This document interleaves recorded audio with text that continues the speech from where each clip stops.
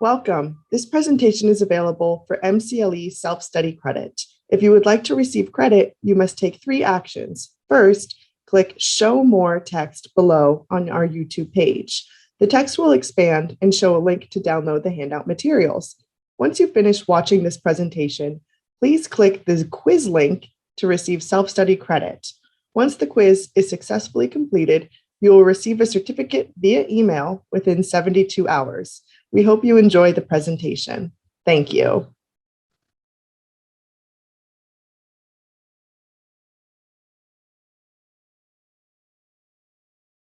All right, thank you everybody for joining us for our presentation entitled What About Cannabis, Substance Abuse, the Professional, and Cases in the Field.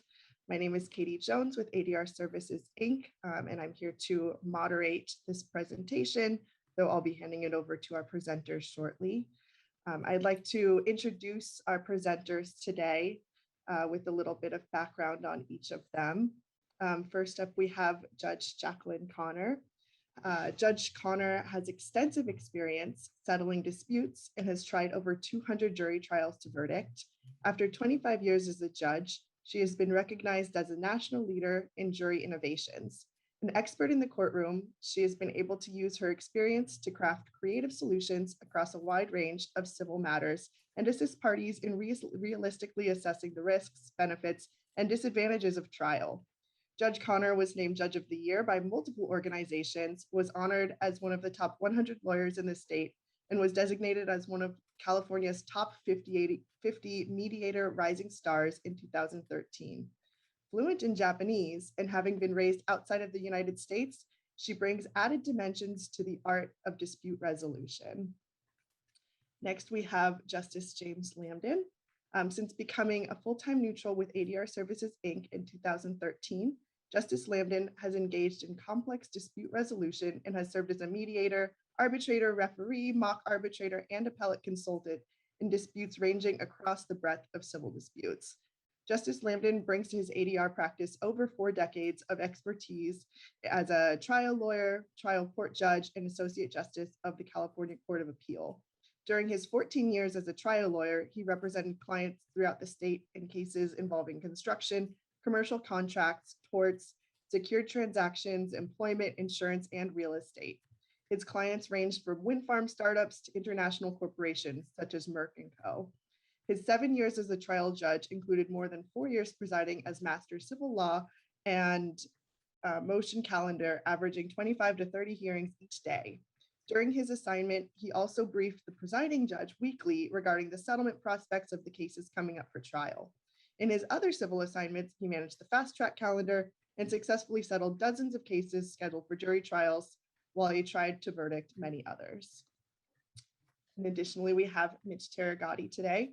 Mitch Tarighati is an attorney mediator, and he has been engaged in dispute resolution work since 2012. He was invited to join ADR Services, Inc. in 2017, where his primary areas have focused on personal injury and employment cases. Mitch is often hired as a neutral because of his diplomatic and even-handed approach towards bridging factual, monetary, and sometimes personality divides that are invariably at the heart of a dispute. With experience in both plaintiffs and insurance defense matters while in private practice, Mitch draws upon his diverse professional experiences and his rather unique multicultural perspective to get the parties to a yes. Mitch strives to be the voice of reason during a negotiation, and he is highly endorsed by his clients for not only settling cases, but also doing so in a comfortable and cooperative manner. While he is based in Los Angeles area, Mitch is available statewide, virtually, and in person. Since the pandemic, Mitch has completed over 400 online mediations, and he draws from those learning experiences to ensure that clients' online dispute resolution experience is functionally and substantively the same as, or as close to as possible to, an in-person mediation. Now, without any further ado, I would like to turn it over to our presenters, and I'll go ahead and share my screen with today's slides. I did post to the chat with a link to the materials. You can also find these materials on our website, ADR Services, Inc. If you navigate to the CLE program and scroll down to today's presentation, you'll find the MCLE handout materials that you can access for today's presentation. There should also be a link in your reminder email that you got from Zoom about an hour ago. So I will go ahead and share my screen and begin our presentation. And take it away, presenters. Thank you, Katie, and welcome everybody.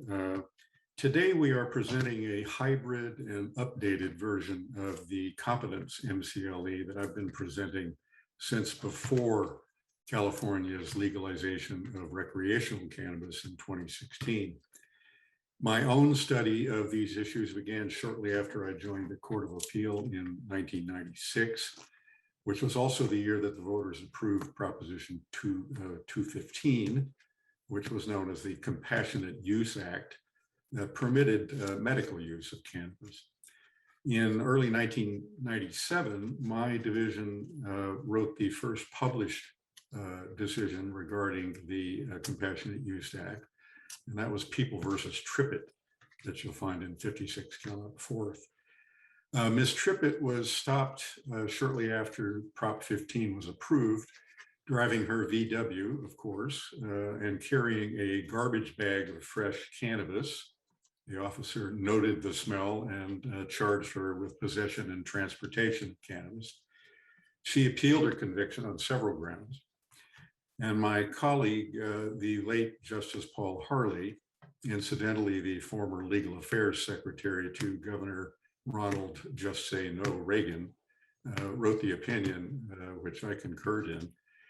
His opinion basically said nonsense. The very title of the act says use, and use must include transportation.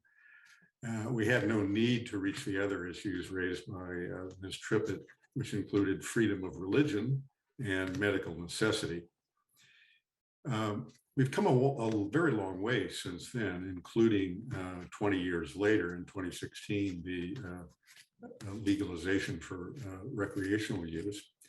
And Judge Connor and Mitch Tarighati and I have all been engaged for several years now in the mediation and arbitration of business disputes involving the growing, and we must say, billion-dollar cannabis industry. So ADR Services expanded this program to essentially provide a twofer, the competency requirement, plus a look at the real world of business of cannabis in California.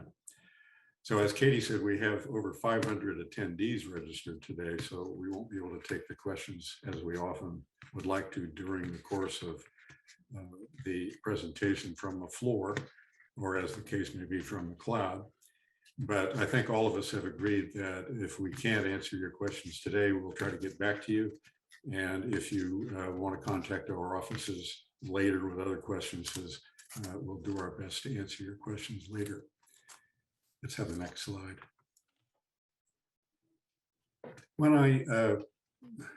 You should be up to 4. One more. Yeah, when I lecture regarding the new requirements of the amended rules of professional conduct, I like to remind lawyers of the fundamental 3 C's of competent practice under the rules of professional conduct. The first is confidentiality of the client's business and secrets, and that's most important. The second is compliance with the rules and the law.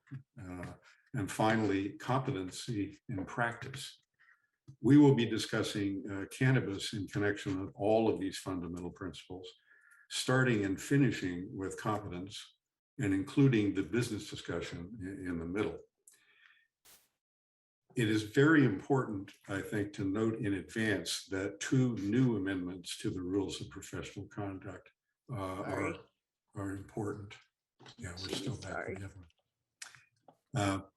First, the 2019 amendments, they went into effect in January of 2019 to the California Rules of Professional Conduct, now may require attorneys to report a colleague for incompetency resulting from mental impairment, including addiction and including possibly dementia. State Bar Formal Rule 2021-206 implicates what we call the see something, say something provisions of the amended rules 5.1 and 5.2. Those involve the duties to react to such things as sexual harassment in the office place, and they extend all the way to the possible dementia of a senior partner. And the second of those new rules requires subordinate attorneys essentially to speak up if they see something. Secondly, the new rules clarified the questions surrounding the disparity between state and federal laws to cannabis. They clarified that an attorney can advise clients engaged in a cannabis business that nevertheless violates federal law. Again, formal opinion 2020-202 says that although an attorney cannot provide assistance or advice to a client to violate state or federal law in a way to avoid detection, an attorney can ethically advise regarding compliance with cannabis laws of California. However, also must inform the clients regarding the conflict between state and federal laws. In some of the examples that we're going to provide, this subject will come up. The question of exactly what you can say to your clients that are in cannabis businesses to stay within these rules of professional conduct. And also, as I mentioned in the first instance, your duties to report evidence of incompetence as well as other misbehavior in your office. Let's go to the next slide. So the reason behind all of this, of course, is that we're professionals and we owe particular duties. And as you can see from this slide, the fact that 20 million Americans are estimated to be addicted to alcohol or drugs, and that also at least 10% of the population will have a problem with drug use during their lifetimes. We have to stress that lawyers are particularly vulnerable to this. These statistics are sobering, and they should be for those of us who are professionals. Although most of the abuse statistics in the profession are highest for alcohol abuse, that is simply because alcohol remains the most easily accessible intoxicant. For purposes of our discussion, abuse and competency, abuse of substance and competency, there really is no appreciable difference between recreational use and alcohol. And as we have seen or will see, public perception has changed remarkably in the 25 years since the Compassionate Use Act. And we can expect to see cannabis in particular being much more available. I was just chatting with my colleagues about the fact that I live in a small town in a conservative county, which had a huge debate that went on for the better part of a year over whether to allow a dispensary in town. I didn't pay too much attention to it until I went on a walk around town and discovered that probably within a quarter mile of my home is a brand new corporate, highly capitalized cannabis dispensary that looks like a bank. It's extremely professional and low key, and it's closer to my home now than any liquor store or grocery store in town. So I think we can expect to see a lot more distribution going on. We were also discussing, and we will discuss, the number of dispensaries around the state, which is remarkable and highly localized. But I'd ask you to remember that 10% addiction rate, and particularly note the 20% rate for lawyers, because it's going to figure in all of our discussions. Let's have the next slide, please. There we go. Both lawyers and law students are included in our discussion because the stress starts early. If you look at the stats, you will discover that at the beginning of law school, students suffer the same rate of depression and anxiety as the general population, which is about 14%. But by the time they get out of law school, they report 40% of having depression. I think most of us, because we're lawyers, appreciate that. And we say, well, law practice is stressful. Well, duh. I mean, of course it's stressful. So lawyers are impacted by a depression rate roughly double the general population. And obviously, mental conditions such as depression and anxiety disorders can lead to substance abuse. Let's have the next slide. And those rates of addiction and mental problems are reflected in the rates of discipline that is imposed by the state bar. Over 40% of imposed discipline, and that figure may be slightly higher now, involve substance abuse. And 80% of the complaints, even though they don't end in discipline, involve substance abuse. Usually that's alcohol, but it often is in combination with other drugs. Alcohol seems to be the poster child for abuse all the way across our entire discussion here. In some other states, the figures for substance abuse in imposed discipline cases is more than 70%.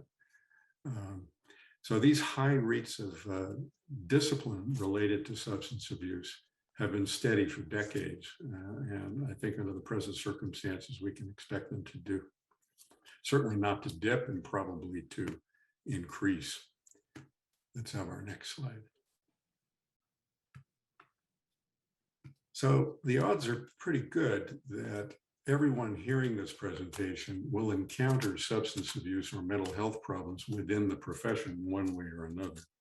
And you may want to reflect for a minute whether you have already observed that in your lawyer friends or clients. As a sociologist named Megan Vivo wrote in an article entitled "Addicted Lawyers Start in Law School," she said that lawyers are at roughly twice the risk of becoming addicted to drugs or alcohol as people in other professions. And that includes doctors who have obviously access to a lot of other substances.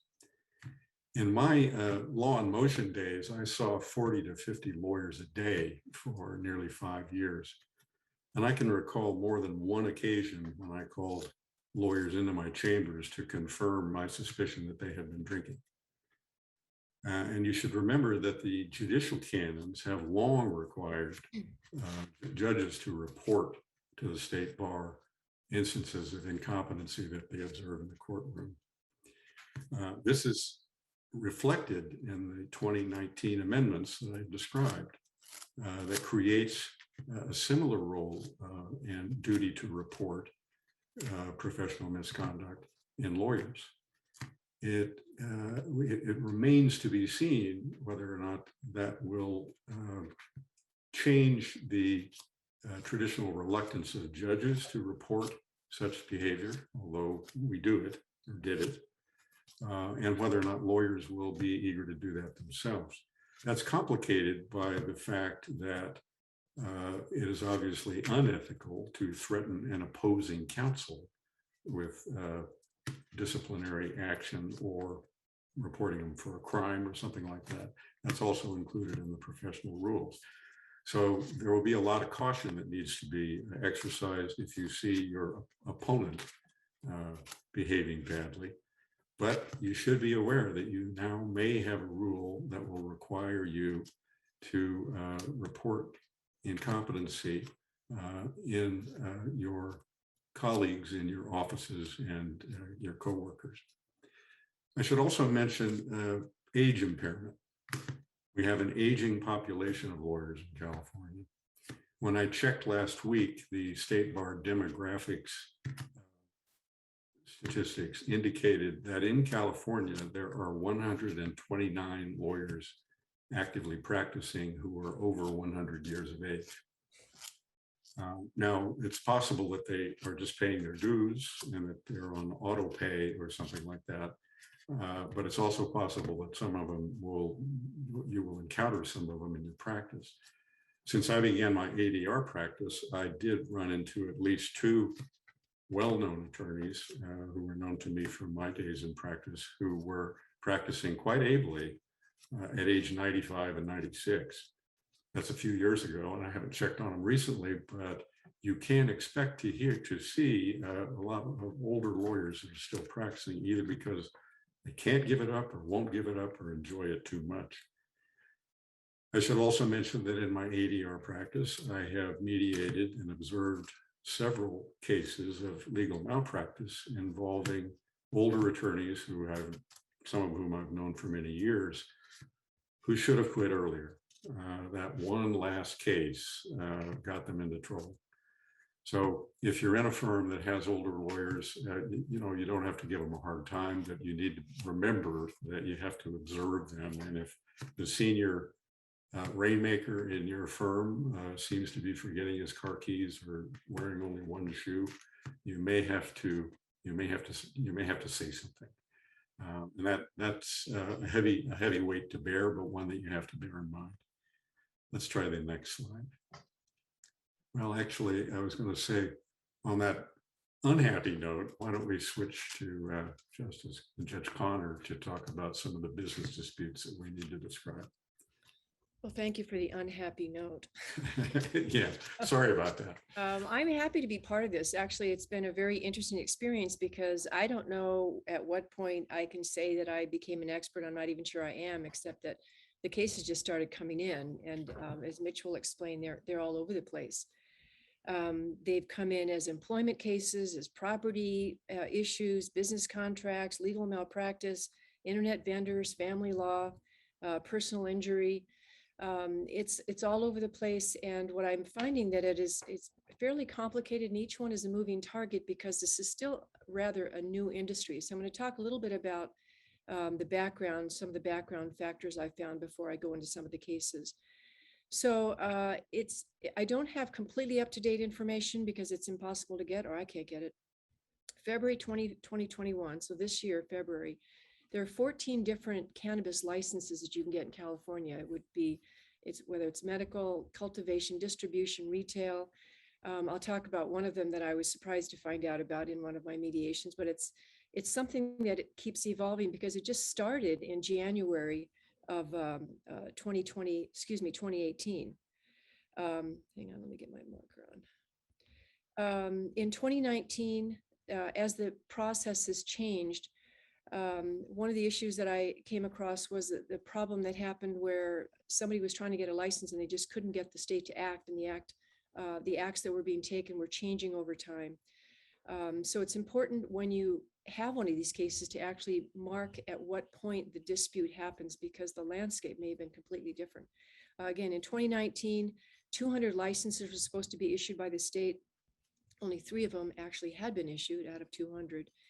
In 2020, there are 7,500 dispensaries in California. LA has more dispensaries in schools, and this is back in 2020, 1,000 of them in LA. And the surprise to me, we talked about this with the colleagues, including Katie, who's producing, directing, managing all of us, making sure we're on target. She's in San Francisco, and there's only supposed to be 40 in San Francisco, and I find that to be a surprise. None of us guessed that it was going to be around 40. The cost to get a license is between $80,000 and $250,000. The operating expenses are between $30,000 and $70,000 a month. The salaries for people who are working not at the top, but in the work itself, is between $28,000 and $52,000 a year. Smaller companies with about a $1 million annual revenue make about $27,000 a day, $27,000 a day. So I learned a new word. We all know from Starbucks what a barista is. So in the cannabis world, it's called a bud tender. So if you have any issues that you need to get some help from somebody behind the counter, that's your bud tender. One of the two things that I've learned, one being, one side is always calling the other names. They're claiming they're stoners, they're scum, they're whatever, but it tends to be mutual name calling. That I rarely had one that didn't have that component. And the other component that I learned was that those in the legal world of cannabis, obtaining a license, working it, cultivating, whatever, from what the persons in the business say, they always have their foot in the illegal world as well. That's one of the revelations that one of the investors came up with. So some of the issues have involved, for example, the application process to get a license requires certain parameters. You have to have a lease in place to show that you have a place to do it. So people are signing up and obligating themselves legally to have a space, and yet they're not getting their license. In one instance, an investor got the lease, It was taking months and months and months to try to get the approval, was not able to get the approval, gave up the lease, but continued to list the lease on their application with the state as having been having this property. And the landlord was the one that sued because they didn't want to be named on it. Kind of interesting. One of the 14, there's probably more today, but one of the 14 license programs involved something I didn't know about. It's called the SEP. It's a social equity program for which there are legally defined social equity individuals. And a social equity individual is one, can be a tier 1 or a tier 2, depending on what you are, but it has to be either a 51% equity partner, no contingencies, complete equity partner, 51% or 33%. And you have to have a conviction or an arrest for marijuana sale, possession, use, cultivation, or manufacture. So I actually had one case involving that 51% was just a pure name, but it was some celebrity baseball player who'd been kicked off, or maybe it was a basketball player. I did not recognize the name, but of course they had no clue as to what was going on. It's very interesting how this all works, and it just changes. And again, trying to keep track of what the landscape looked like at the time is really critical. So here I've got a handful of cases, just kind of, they're all interesting. They're all very interesting. The characters are all very interesting characters. But it involved a case where there was a major sale of a cannabis dispensary, and the lawyer apparently provided the entire amount to one of the partners in the business itself, and that partner, of course, took all the cash and took off without sharing what he was supposed to share. So this is one of my little legal malpractices where they were suing the lawyer to collect the portion that they should have kept. In another one, there's an ongoing cannabis enterprise that hired someone to try to do what it's new to me, but there's a whole industry of fulfillment services, expanding their business, increasing contacts, and there were all kinds of failures because they claimed that the fulfillment service industry was simply billing and not doing anything, false promises, blah, blah, blah, blah, blah. That was an interesting one. There was a partnership dissolution where it involved family members. These are hard, and often family is involved, or friends of 20 years, claiming that the other side didn't know what they were doing. You're not supposed to use dehumidifiers. Yes, you are supposed to use dehumidifiers. You're illegally distributing on the side. There's that foot in each world situation where it pretty much destroyed this family and the friendship, which was a real tragedy in its own right. Had another one involving a cannabis farms where there's claims of each side selling and keeping the proceeds. So one side said that the other side stole the product, sold it, and absconded with the money. The opposing party said, no, you're the one that stole it and kept all the money. And not only that, but you locked us out of the facility and you took all the equipment.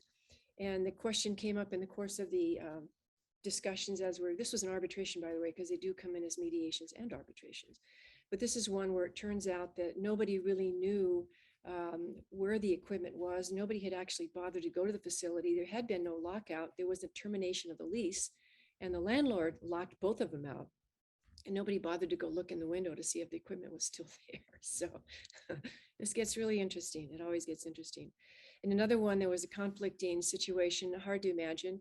You know that because it's still a federal offense and it has different rules in the federal side, you can't use credit cards and banks. So of course, we're dealing with lots of cash.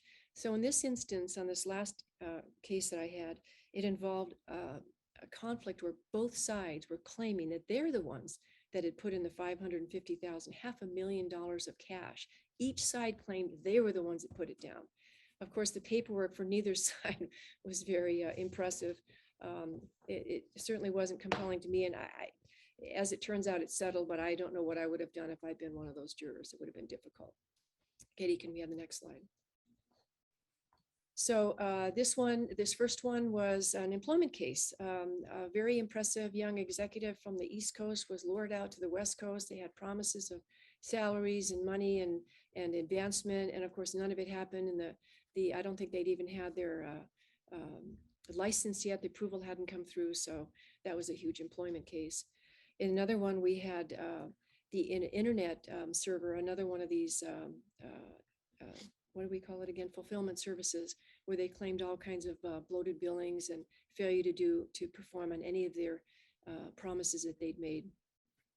And yet another one, we had a termination of a long-term lease. Again, leases are a problem because to get the license, you have to have a long-term lease in place. You have to show that you have the facilities available. So in this particular instance, the investor tried to do the right thing by getting the lease for, perhaps it was 10 years, I'm not sure what the timing was, but they put in a special clause that said they're off the hook if they didn't get the approval. So that sounds all very clean, but the problem was they didn't not get the approval, but they didn't get the approval. The government wasn't providing any response. It was just sitting there. And to the extent that you need the license, it has to come from the state, but you also have to get approval from the city that you're in. So they were just getting no response at all. And that wasn't the way it was written in the clause. So the landlord was claiming that they owed for the length of the term of the proposed lease because the exit clause wasn't working. And that one ended up settling for over $1 million. Kind of fun. Another claim of legal malpractice. The party who did the retaining claimed that his attorney had promised him he was going to have a license within 3 months, that he was claimed that he was getting kickbacks, and the attorney never even figured out, here's this cannabis expert, that the attorney never even figured out that the zoning for his property wasn't even zoned for cultivation and had to change it. The lawyer said, no, that's not what happened, made no such promises. In fact, there's no way I could have made such a promise because they weren't even issuing the licenses at that point, much less me getting it for you in 3 months. They claim that there was a quarrel about what the CUP, the conditional use permit was, whether it was for cultivation versus distribution. And there was no kickbacks, but the charges were fast and furious, and the name calling was fast and furious. I wanted to add one other one that I thought was interesting. It was a very interesting entrepreneur. She did a lot of startups and had a lot of experience with small businesses, hadn't done one in cannabis before. This is the one the lady told me, this is where I learned, she says, that everybody has her foot in the other world. So what she did is she locked in the property lease. She purchased the product, and the lawsuit was against a pharmacy lab that had done the testing of the product to make sure that it was clean. There were no pesticides, there were no contamination of the product. So she got that preliminary report done. She wasn't getting her license, so she basically stored the product. They claimed that she didn't store it properly. It was just in a garage. Well, she said it was a closed garage, but we did have a fan on it. Yes, but she actually added some chemicals at one point and that contaminated. No, but that was not an improper contamination. At the end of the period of time when now she was ready to open up, she had to get another testing of the product to make sure that there were no contaminants. And it turns out it was just polluted. So by this time, it's a year that she's had it. Going back to the original person saying taking it back wasn't quite an option. She was out the money for the lease, she was out the money for the product, and she was just out of the business altogether. So these are just a handful of the ones that I've been getting. They're very interesting. They're a little complicated because you have to understand the context at the time.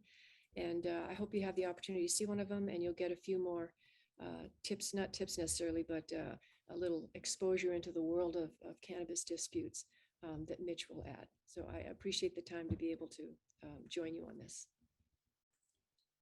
Let's go to the next slide, Katie. Well, if that sounds like the Wild West, it is. My cases have been very similar. I had occasion actually to look up how much $1 million in $20 bills weighs. And I was surprised to discover that it's over 80 pounds. So those film portrayals where a guy opens a little briefcase and it says, here's your $2 million are particularly wrong. So where does cannabis fit in this new business framework? And then let's talk about the plant as well. So Katie, let's have the next slide. Before the pandemic, I think it was 2018, I attended the National Cannabis Bar Association conference in San Jose. And that was a revelation for me. It was a 3-day conference that was sold out and had nearly 1,000 participants. And it had one day essentially related to the law and registration requirements in the new law, One day relating to production, distribution, people selling hydroponic tanks, things like that. And one day pertaining to all of the business-related issues like obtaining insurance, employment matters, those sorts of things. During that entire 3 days, there was not a whiff, and I put whiff in caps, of cannabis. It was all business. They had a display plant in the lobby, and that was it. Everything else was all business. Venture capitalists are dumping millions, if not billions, into this new business. You'll find that the largest and most famous law firms now have cannabis specialists and panels. Some of those, actually, I presented this particular presentation to a couple of very large firms that you would recognize. Even so, as Judge Connor mentioned, there are still a lot of dark areas, including the black market.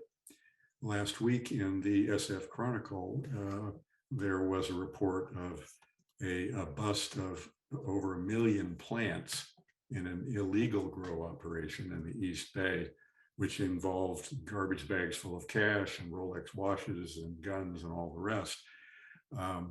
That was an entirely illegal grow, but it was enormous. And as Judge Connor said, that most of my cases, or many of my cases, have involved some aspect of the illegal side of this business.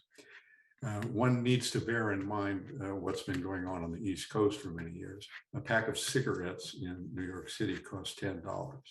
In New Jersey, it costs $3. So you can imagine that there is a lucrative business opportunity presented there for certain people. Similarly, in some of my cases, we've had partners who have gotten near harvest and then suffered a mysterious burglary, where half the plants, which are registered under the California law from seed to harvest, half the plants disappeared. And one of the partners in that particular mediation produced evidence that his partner rented a large truck and took a trip to Florida the day after the plants disappeared. So you can imagine there was a big dispute between the partners over that. 2 days after that Cron article, in a Chronicle article in San Francisco, there was another article touting a highly capitalized legal venture that was going to be built in Richmond, which was going to be called the Apple business model of cannabis, with acres and acres of greenhouses and computerized functions of the growing and the distribution of all of the cannabis product. So there are really big policy questions that still remain between the state and federal law. You now can get insurance via special companies in California. There are ways around the banking problem as well. But this is a business where there is going to be frequently questionable behavior in the business model. And you have the additional problem that I mentioned, that there's a tremendous amount of cash that flows through this. I've had several mediations where at some point somebody says, well, how about if we pay in cash? And they clearly have that. I mediated a case involving a young man who dropped out of college. He was 23 years old, to open a cannabis bakery. And he was suffering a cash flow of $600,000 a month, most of it in cash. And his largest single expense in the bakery, because it was not a retail operation, was security. I had to ask him too, because he was still living with his parents, and he was living in a conservative county. And I said, well, how do your parents feel about your new business? And they said, well, they hated it. I mean, they really didn't like it until I bought them a house, and their attitude changed. So the regulation may be seed to harvest, but there is a big out-of-state market. There are a lot of players who entered the business from sort of questionable backgrounds. So we can imagine that there are going to be problems presented here that are unusual in the business context. And if you're a business lawyer getting into this practice, you need to keep that in mind. So I would like to remind you of the two rules of professional conduct that I mentioned earlier. Opinion 2020-0202 that I describes that a California lawyer must practice to avoid running afoul of the federal law. But think about that. Where does the black market fit into your advice to your clients, who may be straight up business clients, but they may also have 1 foot outside the door into the black market. So you need to watch out for that. And then secondly, the expanded rules include the see something, say something rule that I described in opinion 2021-206. What about your duties when you observe possible illegal activities by clients? It's something that we all should consider. Let's try the next slide. The cannabis question is also complicated for lawyers by the unanswered questions regarding cannabis that have resulted from decades of suppression of research. So we're not entirely clear at this point the full extent of competency issues that may be raised with reference to cannabis itself. So we're really talking about all forms of addiction and mental health. Cannabis offers a framework for our discussion today because it is booming right now and because there's no reason to assume that it will not be abused since it is more easily available. But the issues presented are across the board with reference to cannabis, with reference to competency, and include mental health problems such as depression and anxiety, and include problems such as an aging workforce. Let's go to the next slide. The mental pathways associated with addiction and to any intoxicant, and even including food and gambling addictions, are essentially the same, and they're constant across the general population. Also, the progression of the disease of addiction is predictable. Also, the occurrence of mental health problems is generally predictable. When I handled the mental health calendar in Alameda County for a number of years, the one thing I learned very quickly is that there is a lot of mental health problems because I would see people that appeared before me in the morning on the bus in the afternoon.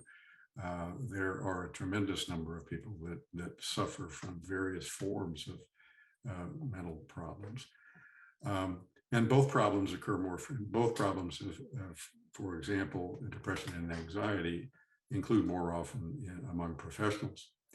And there are high functioning addicts in all professions, including the legal profession. So we will be discussing the causes of substance abuse in a more general fashion because that is important. But we also need to know a little bit about the plant itself. So let's go to the next slide. It's pretty apparent that cannabis has been around for thousands, if not tens of thousands of years. I was lucky to discover a picture of the discovery of cannabis by Cro-Magnon man. You might notice that the fellow in the middle bears a striking resemblance to Ringo Starr. I think that's purely coincidental. Let's go to the next slide. Cannabis is just one of many names for hemp, which is an astonishingly adaptable plant. Early Islamic chronicles describe that it was discovered on a mountain hike by the founder of a Persian Sufi sect named Haydar in 1155 Common Era, who, quote unquote, returned from his walk in the mountains, quote, with a smile upon his face. This is very similar to the story about the discovery of coffee by the frisky goats who were particularly happy to find the caffeine. So like alcohol, it looks like cannabis has been with us for a very long time. It was finally categorized by Linnaeus in 1753 as cannabis sativa, the latter term coming from cultivated. The canna part comes from Sanskrit for cane, and the bis appears to come from an Aramic word, busma, meaning fragrant. So fragrant cane is pretty much the title. Another member of the Cannabiceae botanical group, interestingly enough, is Humulus impulus, which is also known as hops used in beer. And you can now, of course, get cannabis-infused beer, which fits very well with the hops. Let's go to the next slide. Actually, one more. One of my favorite biologists was Jean-Baptiste Lamarck. He classified two species, sativa for the European style and indica for the Indian version. In 1924, a third type was identified in Siberia. However, because it's such an adaptive plant, there's still controversy over whether or not there's really only one species, but it's just so widely spread that it has different varieties. The breeding frenzy that resulted from the war on drugs in the 80s and the infusion of a number of botanical grad students into the mix meant that there was a tremendous hybridization of cannabis. And as we're all aware, the potency of the plant and the available product has not only doubled and redoubled, but is in many cases 100 times what it used to be. So it's likely that the idea of a single plant is more likely, since it is so easily hybridized and has obviously Procrustean qualities that allow it to be adapted to many different varieties. As Michael Pollan reported in his book, it was possible to grow in the later part of the 20th century, $1 million worth of plants on a space the size of a pool table. So that kind of money supports a lot of innovation. To say that cannabis is versatile is really an understatement. It grows all over the world. It grows in altitudes up to 8,000 feet, has a life cycle of 3 to 5 months, and it germinates within 6 days. Like bamboo, it can grow 15 centimeters in one day, even in poor soil. It's possible to grow the industrial hemp plant in wasteland. Another thing to note is that Jean-Baptiste Lamarck was an evolutionary biologist, and it's been observed that the presence of cannabinoid receptors in human beings, it suggests that we may have evolved coextensively with cannabis. I mean, it's been around theoretically as long as we have. Let's go to the next slide. Hemp is very interesting. Its fiber is one of the most durable that you can find in nature. It's been used for rope, cloth, paper. I would add an aside that when Justice Harley wrote that opinion about the Compassionate Use Act, we made him a gift of some hemp stationery, which he appreciated. The oil of the plant is high in fat. You can use it for lamp oil. It's used in paint. You probably have seen it in soap. The crushed up seeds are rich in sugar and albumin. They're eaten all around the world. In sub-Saharan Africa, it is a popular baby food. So hemp has many industrial uses beyond its use as a drug.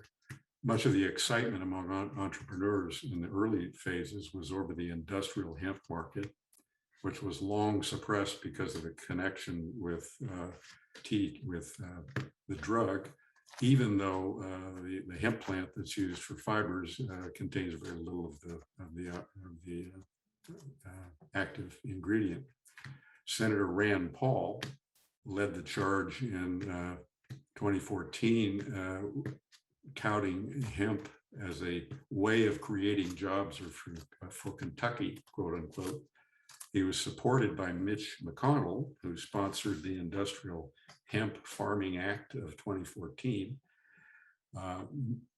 Most of the states where it's easy to grow now have support programs for the growing of hemp. Interesting to mention too that former Speaker of the House, John Boehner, now is on the board of directors of $1 billion corporation marketing cannabis, not just hemp, but cannabis and hemp. And as I said, more than half the states have programs to support hemp production. After I attended that conference in San Jose, I joined the National Cannabis Bar Association, and I am peppered with offers to buy greenhouses in Oklahoma at this point, to the point where I've had to unsubscribe from offers to participate in the new business. The industrial hemp market was formerly about $500 million, $500 million, but that was all imported. So you can see what will happen once it's become legal, because it's anticipated that our industrial hemp market alone, without the addition of the drug part of the equation, will be a multi-million-dollar market that it has potential to exceed by far the cannabis drug market itself. So with that intro to business, let's resume our discussion of the real world of business with Mitch. Thank you, Justice Lambden. It's a pleasure to be here. I greatly appreciate the opportunity to participate on this panel with the two of you. I am obviously not as experienced as either of you in this realm, but I will take a stab at sharing three hypotheticals from cases, the handful of cases that I've mediated in the cannabis world, and also trying to supplement the issues that have come up for me in those cases with the education that I've tried to also gain on the side in this space. As you'll find, these fact patterns are all very different. The considerations that come up in how we mediate them, which is really what I'm focusing on, are not always the same. There are some common threads, but each of the fact patterns really call for the mediator and the lawyers to look at somewhat unique circumstances. And really, my goal is to really highlight issues from a business decision-making standpoint, maybe from a risk management or a contingency management perspective. And also, to kind of put it candidly, to see where things go wrong, try to understand why things go wrong, so that I guess in people's capacities as lawyers for these people and businesses, et cetera, we can all do a better job as a community. So, with that being said, the first hypothetical that's on this slide, and I'll summarize it, is essentially as follows. I call it the sales transaction gone wrong. And essentially, you should envision two people or two groups of people. One has some aspect of a license or some aspect of an operation that is pre-legalization in California. And then obviously there is an approach by another group or another person that says, hey, I'm going to buy what you have. And I have all of these reasons and all of this track record or capital to make it into something significantly more. And there is obviously in some cases a transitional period wherein to obtain the bigger, better, perfected license or licenses, some involvement or some ownership or some level of grandfathering in may be necessary for the person that held the original set of, let's call it, assets. Obviously a dispute arises because the seller in this hypothetical all of a sudden believes that the value of that which he or she sold or transferred is worth significantly more than what they had originally negotiated for the sale. So lawsuit ensues. I think in these types of cases, one premise that I would go to as the mediator is to see, are there sufficient documents, corporate minutes, emails, et cetera, that really help us extrapolate what the meeting of the minds were. And I think that we can all agree that in hindsight as lawyers, We always want more paperwork. We always want more documents. We always want more evidence. So that oftentimes is the case in an industry that may have at least previously been based on handshakes and understandings as opposed to, voluminous transaction documents. But the questions that come up in this kind of a fact pattern are, identifying the status of person A, the seller. What is their real status here? Are they in fact only a seller of an asset? Are they a shareholder or some kind of officer or director in this intermediary organization that was formed? Are they a lender, or do they at some stage become a lender or an investor? In this particular fact pattern, I think when you kind of unfold the facts a little bit more, which I won't have time to do so, those issues were all in play.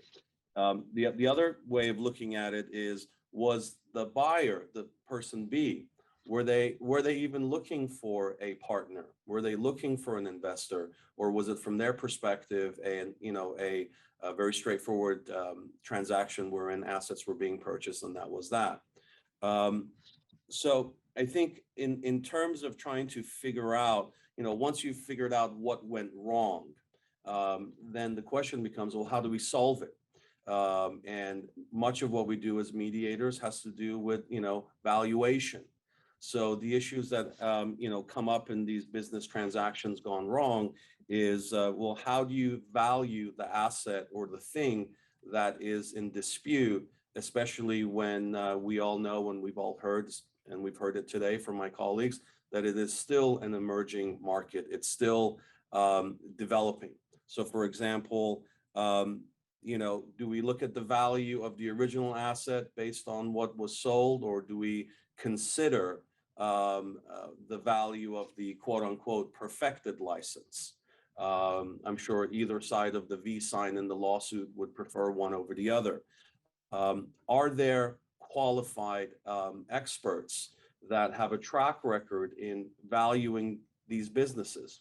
Do they know what to look at in terms of coming to the table and saying, between this period and the next period, the business affairs or this asset was worth X. However, between this other time period where the dispute really is heating up, that asset may have a different value because it may have different considerations in play for itself.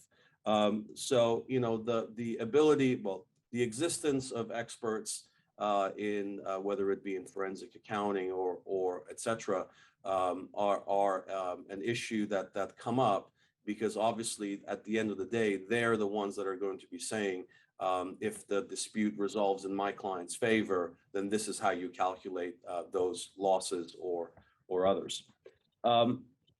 One issue that I find interesting is when you have a transaction that's gone wrong and you convene at a mediation to essentially formulate a new transaction that addresses the failed transaction, there's oftentimes a lack of trust between those parties, even if you work very, very hard to come up with deal points that work and everyone is on board.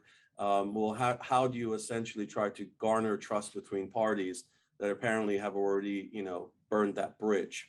So some of the more creative ways that I've seen this being addressed is, whether or not stipulated judgments or other ways of collateralizing the promises of payment.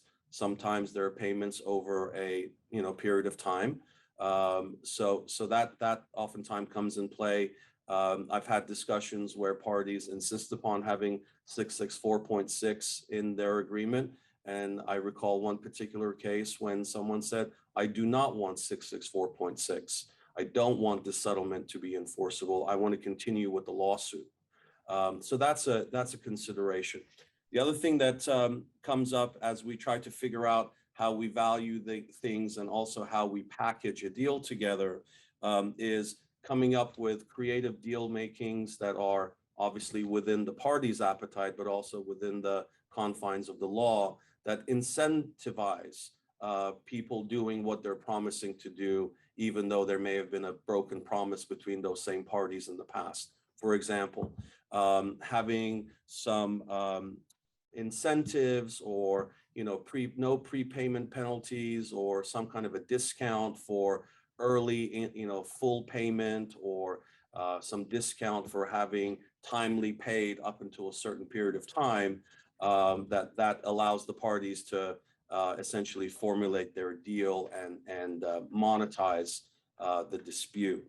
And there's one consideration that I think is in play across all of the three hypotheticals I'm going to share, and that is on the one side, from a jury trial perspective or a bench trial perspective, the plaintiff in those cases invariably wants us to look at the business and value it kind of as it is in its ongoing operations, right? That's when the cash flows are high. That's when, there's optimism and there's money to be made, et cetera.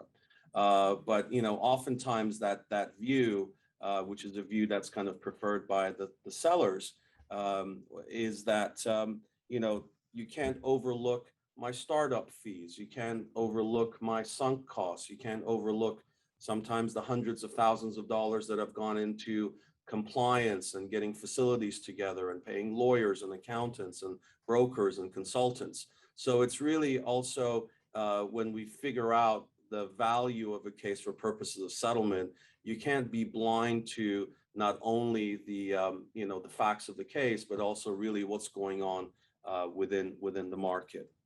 Can I get the next slide, please? Alrighty, so this is one of my favorites. This is the type of cases, and it happens both inside and outside of the cannabis world, wherein you have one person or one group that says, look, all I have is money. I don't know this space. I don't know the laws. I don't know the rules, but we have money, or I have the money.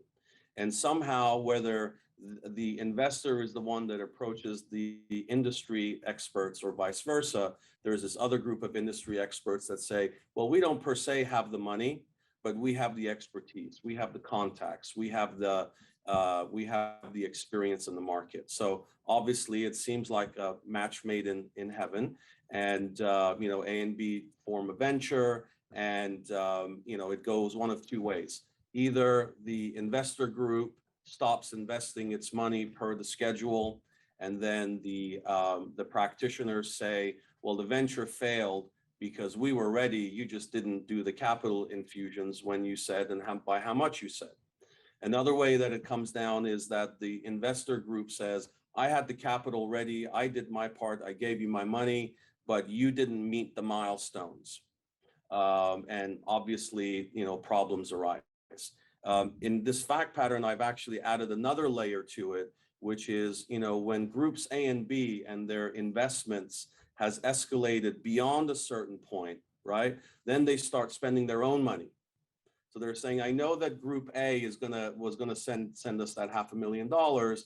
It doesn't look like they're gonna do it anytime soon. So we're going to participate. And again, the line between who was an investor, who was a lender, who was an officer director versus a pure stakeholder comes into play. So in these types of scenarios, at the beginning, what we see is that it's all kind of, as the phrase goes, champagne wishes and caviar dreams, right? It's a match made in heaven, as I mentioned earlier. But then as things develop, oftentimes we have to look at whether or not there were some over promises that may have been made by one side. I know this, I know everyone in this space, I've done this before, trust me, come on board. There are times when people overstate their optimism, or they overstate their certainties about the imminent success of this venture. There are oftentimes people underestimating problems, underestimating timing. And sometimes, unfortunately, people just digging their heads in the sand and being in kind of blissful, self-imposed ignorance about what's going on in the industry. So in those types of situations, you get that finger pointing scenario where either the investors are saying, we did our part and you didn't follow through, or the people who are doing the boots on the ground say, we've done everything, we've got everything lined up, you didn't send the money, and that's why we couldn't sign the lease, or that's why we couldn't do, buy this big piece of equipment or what have you. Again, oftentimes there are not well-defined milestones. In other words, a schedule of sorts to keep both sides of this transaction honest in terms of their deadlines, expectations, and their deliverables. That oftentimes is in play. And what it really sets up is, and it touches upon kind of what I call in my mediation optics. So whether it's the optics before a jury or before a judge, is what are the optics of the transaction? Chicken or the egg? Did the venture fail predominantly or only because of late capital infusion? Or did the business fail predominantly or exclusively because of some failure on the part of the people who were doing the boots on the ground? In this particular fact pattern that I recall, it may have been a little bit of both, although the parties vehemently denied their hand in it. And then I've also found that, again, in these types of fact pattern, and this one and the last one actually, that there's oftentimes some big egos involved. And I don't mean that from a judgmental place, but, the one group sees it as an objective investment. It's all about spreadsheets and returns on investment. And they just look at things in a very business way. And it's, this is my money. I want my money back, or I want my returns back. On the other side, there are people who are the practitioners or the people who have been doing this for a long time, and they see each of these ventures as, their baby, or one of their many ongoing projects. So, the way that they look at it is, your failure adversary for doing certain things sabotaged my project, sabotaged my baby project. And that comes with its own set of emotions and challenges, again, in how we mediate these cases in mediation. Can I get the next slide, please? And this is the last slide, and it's a very short and sweet one. But essentially, there's a category of cases that basically says, we want to keep our business affairs private. We want to stay outside the courtroom. We just don't want to, we just want to kind of go about our merry way. And in a personal injury case that I mediated a while ago, it was a situation where an employee was injured, and it was, a significant injury. As we were mediating the case, some questions came up for me as the mediator, which is, does it really seem like that the defendant is motivated to resolve this, beyond the apparent risks of the case, at least those that I've been made aware of? Is there a reason why the amount of money that the defendant is willing to pay to resolve this case is higher than what some of the perceived risks of the case may involve? In these types of cases, what are the concerns? Well, one is that, owners and operators being unsure or still being unsure about some possible prejudices or, bad views that a jury pool or a judge may have towards practitioners within the cannabis space. That's certainly one candidate. Another one is, really not wanting your financial affairs or your business affairs to be subject to depositions and discovery. Obviously, not every case, but as Justice Lambden and Judge Connor mentioned, there may be still some remnants of pre-legalization going on, or, I guess some people call it a skeleton in the closet that you just care to leave alone, even though the business may be in full compliance, as of the date of the dispute. Obviously, there's this other concern that people may have, which is the potential for a jury pool to think that practitioners in the cannabis world are just, printing money, right? And whether or not that perception, if true and if pervasive, if that would affect a decision maker in how much they award one side in damages. So, these are some of the considerations why, at least in one case that I've tried to share with you in terms of hypotheticals, there was this payment of a premium, whether slight or great, to keep the dispute outside the courtroom and keep it outside the judge's eyes or the arbitrator's eyes, etc. I'm sure there are many other examples that we can work on, but unfortunately my time is limited. You're always free to contact me if you have any questions or thoughts about this subject matter. And I am going to thank everyone for this opportunity and hand it back to Justice Lambden. Thank you. Thank you, Mitch. That last discussion was a good example of the first of the 3 C's I mentioned at the outset: confidentiality. It's something that you need to consider when you're dealing with your clients. We should also mention that in this evolving business model, quite a few of the participants have former convictions for various things, not just cannabis, so that there is frequently an interest in confidentiality. Let's switch back to the last of the C's with competence and ask ourselves, what's going on inside Seth Rogen's body? Cannabis is the plants that produce psychoactive compounds are divided mainly into 2 groups. The first is psychotropic, which affects the nervous system. And I have trouble with the second one, which is psychotomimetic, which affects the mind by altering perception. Cannabis is one of those latter group, and that's why it's called psychedelic or hallucinogenic. It alters your perception, which makes it prone to alter judgment as well, because when you perceive improperly, you frequently have bad judgment. So one question that's frequently asked is, whether or not cannabis is dangerous for driving. It clearly is.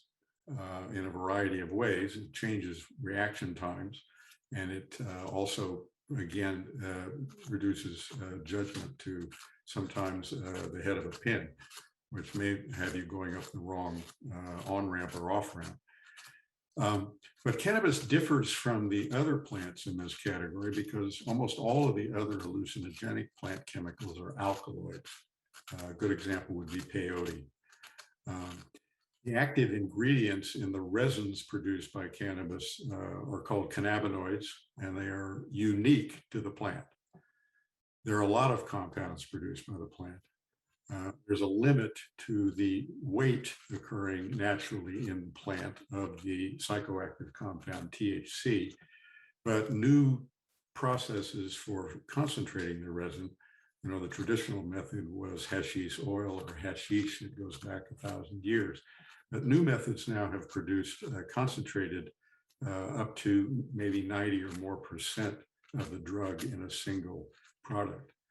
We don't know why the plant produces what are called trinomes of resin. They're little crystals on the plants. They're not toxic to pests, so they're not intended to keep people or animals from eating the plant. And indeed, bugs, rats, and birds are voracious consumers of cannabis plants. That's one reason you have to be careful about the pesticides that have been used in the growing process. And I usually promise people I'm going to take down that slide with the psychedelic spin because a lot of people get sick on it. So let's go to the next slide, please. One more. There are 60 of the 460 chemical constituents of cannabis that have been identified as having the cannabinoid structure. The most important of these is the one that produces euphoria, and that's tetrahydrocannabinol, also known as THC. It's usually about 5% of the weight of the plant in an active plant. And as I've said, it can be highly concentrated then by post-harvest methods. In addition to THC, there is also cannabidiol, CBD. You're probably all acquainted with that. Probably some of you have lotion on your hands right now that has it in there because it has been a big marketing success in the over-the-counter market. There's another substance called cannabidiol, CBN, that is produced as the resin ages on the plant. CBN was discovered in the 1890s, and originally people thought it was the euphoric component. CBD wasn't discovered till the 1930s here in the United States, but it wasn't until 1964 that THC was finally identified in a lab in Israel as being the the money part of the plant, or at least the euphoric part of the plant. Let's go to the next slide. The physical effects of the plant and the psychoactive effects are well known. That's a euphoric intoxicant. It also works as an analgesic, a muscle relaxant, an antidepressant, and an antiemetic. That's why it was focused upon in the Compassionate Use Act, with a lot of marketing pointing to the fact that it was very useful in terminal cancer patients to keep their appetite going, and to reduce some of the other effects. It's also been found to improve bronchial conditions. It's probably the opening of research is now probably going to produce a lot of other treatable effects using this essentially herbal treatment, one of which has been the prevention of seizures in children, which is actually one that the FDA has approved. Let's go to the next slide. The physical effects usually are produced in one of two ways, by inhaling or by ingestion. Inhaling by either burning or vaporization is the quickest, produces the most predictable effect. The effect in ingestion lasts longer and affects far more parts of the body. It's also notable that at 200 degrees, the CBD is converted to forms of THC. So there's a lot going on in this plant when it's smoked or ingested by inhalation or by eating it. About 50 to 90% of the active ingredient of THC is decomposed if it's oxidized. So if you smoke it, you're actually burning up a lot of the active ingredient. And the dangers associated with smoking generally, such as tars, carcinogens, adulterants. You can remember paraquat being sprayed by the Army on pot crops, and then it ended up in people's lungs. So there is considerable danger with reference to the smoking of it still. And vaping has come under a lot of scrutiny during the COVID pandemic, because there was evidence that vaping, which involves the inhalation of an oil in suspension that's been heated, also has potential dangers, not only with tobacco, but also with marijuana. Let's have the next slide. So combining these new methods of producing extremely potent versions of the drug on the plant side, then there is the concentration of it and the production of a really dizzying, excuse the pun, variety of candies, cookies, drinks, foodstuffs, toothpaste, all sorts of things that can be used by ingestion through the mouth, by actually eating it. Formerly, people generally use only the leaves and flowers, and that is still very popular, particularly since there are a variety of ways to get it in a much stronger form. The brain does not achieve as high a level of THC when it's eaten. A lot of it goes into the kidneys and lungs and spleen. At least half of the THC is excreted from the body within 24 hours. But traces remain in the fatty tissues. It's stored in the fat in your body. And those traces are released into the bloodstream and can persist for months. So this creates a potential problem with current tests for presence of THC, since blood traces persist long beyond the period of arguable impairment. So a DUI conviction based on a blood test might result from a weeks-old dose that doesn't necessarily cause impairment. There are appeals in the pipeline on this already, and the DUI lawyers are already dealing with that. Some of you may know that better than I do. Let's go to the next slide. So should we worry about it? We don't know yet how much to worry about it, but we know from the experience with other drugs that there is a lot to be researched. Let's go to the next slide. As I mentioned earlier, there are cannabinoid receptors in the body, and what's interesting is that they're located throughout the body, Every part of the body has cannabinoid receptors. Most interestingly, the intestine contains a great many of them. And that may have effects upon, may have physiological effects from the use of cannabis that we're not yet aware of. Let's go to the next slide. So when we're worrying about it, we need to think about some other potential problems, because now people are taking very high doses. So it's going to be important to research the fact that these receptors are throughout the body. And as I mentioned, the intestines are particularly vulnerable. In bullet point 1, there is described a particularly nasty side effect of heavy use. In 1992, it was discovered that just as endorphins are produced in the brain, these cannabinoid substances called anandamides, which is from the Sanskrit meaning joy, are also present throughout the cannabinoid structure. Interestingly enough, anandamides, the joyful part of this, is also present in cocoa beans and red wine. But prolonged heavy use now has been first reported to produce a condition. It was first reported in Adelaide, Australia, and on North Sea drilling rigs, 2 places where you might have a lot of time on your hands and become a heavy user. The symptoms are really horrific, because the term scromating, combining screaming and vomiting, is used to describe the symptoms. The patients report that symptoms, weirdly, can be relieved by taking hot showers.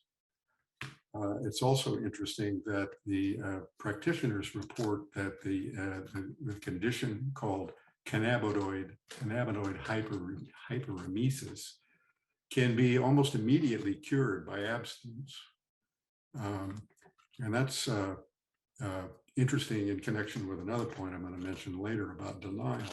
The thing about treating this particular disease is that the problem is generally that the heavy users absolutely deny that it's caused by the cannabis, and they refuse to quit, and they continue to have their scromating attacks. The physical effects, if you go to the next slide, are easy to recognize when somebody's been using cannabis. Skin temperatures rise, so you may look flushed, you get red eyes, tear ducts in the mouth dry up. You heard, I guess it was Stephen Colbert or somebody mentioned having attacks of dry mouth before one of his shows. Your appetite increases. That's why it was useful in cancer patients. The meaning of the word munchies has been in the dictionary for probably 40 or 50 years, so everybody knows what that means. In keeping with our theme of sex, drugs, and rock and roll, I need to comment that the long-held belief that cannabis is an aphrodisiac has been discounted. Its use may reduce reticence, and it might increase sensitivity to sensory experience, but it has no effect on the hormones that control libido. Let's go then to the next slide. So while using THC may reduce your judgment, and there have been newspaper reports of a college kid falling off a balcony under the influence of cannabis, and that was an overdose, that was just bad judgment. Because it may impair your judgment, but the drug itself has never been found to have a toxic dose. A toxic dose of aspirin, for example, is 10 times a single dose, so it'd be 10 aspirins. But it has been suggested that you might have to smoke 800 joints to receive a toxic dose of cannabis, and that death would probably come from carbon monoxide poisoning rather than from the cannabinoid poisoning. Now, by comparison, it's possible to buy a cannabis chocolate bar containing 75 milligrams of THC, and that would be non-toxic. A similar dose of 60 milligrams of nicotine would kill you dead. And 300 milliliters, which is about 10 ounces, smaller than a beer, of vodka could also be lethal. So it's quite odd that in popular conception, there may be an overdose of this drug, but in actual fact, they've never discovered that to be the case. Let's go for the next slide. So the public generally is still misinformed about cannabis. And as I mentioned, you have these reports of overdoses, and we're talking about adults here. There isn't any dispute that it's not good for the developing minds of children. But again, not a whole lot of evidence on that because the research has been suppressed. And let's try the next slide. So when we're talking about addiction, I usually ask people to guess what is most addictive, but I will simply tell you that cannabis in this chart is in last place with a GHB because it's far less addictive than most prescription drugs. And in fact, has no physiological addiction aspect. In other words, you don't get the chills and the shakes. You may be very unhappy. It can be psychologically addictive, though. For example, if you start using it to alleviate anxiety or for insomnia or for a depression, getting off the drug may have a rebound effect where you really don't want to get off it because you're feeling a lot better using it. Let's go to the next slide. When you're looking at common addictive substances, nicotine is far and away the most addictive, followed by alcohol, followed probably in the same breath with heroin and cocaine, and then on down the list. Cannabis is even included on the list only because it has psychological addictive properties, but not because it has any physical addictive properties. So it's not particularly hard to quit physically, but it may be mentally. I have a lot of stats about the use of these sort of drugs throughout the population, and they appear to be growing. As of the beginning of this year, the stats were that about 33% of 18 to 25-year-olds are misusing prescription and other drugs. But the stats for prescription drugs are the most alarming. Of that group, a third of that young group, a third of that young group are misusing drugs. 45% of those are using tranquilizers. 51% are using opioids. Stimulants. Opioids come in at 23% and sedatives comes in at 3.5%.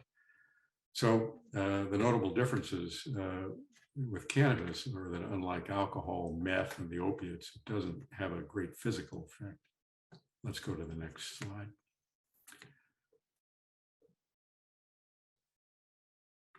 So when we're looking at this problem, it is a more general problem than simply cannabis. And it's best to treat it, let's try the next slide, with identifying it first, and then looking at behavior which might indicate it.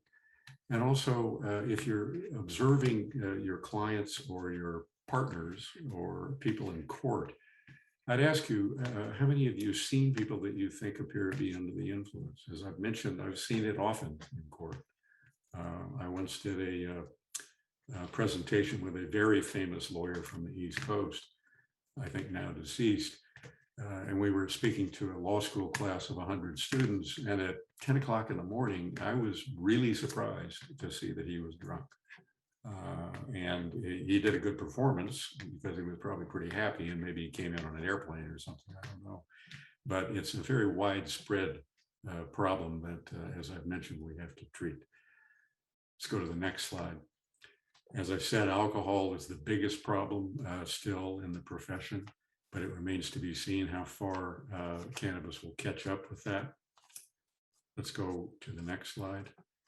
As I said, it's the king of abuse in abuse drugs in the United States. There's 80,000 deaths annually attributable to alcoholism and a cost of $250 million.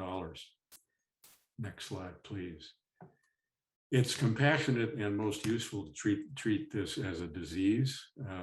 It is a progressive disease.